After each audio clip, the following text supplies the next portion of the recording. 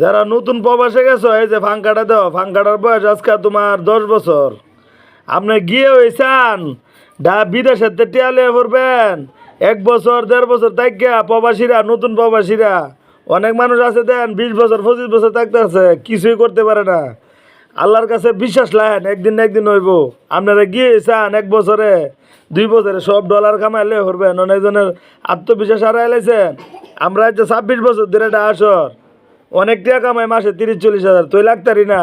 আর আপনারা নতুন অবস্থায় গেছেন, গিয়া চান 1 বছর 2 বছর আত্মবিশ্বাস হারায়া সবটা বাংলাদেশে লিয়ে ভরবেন।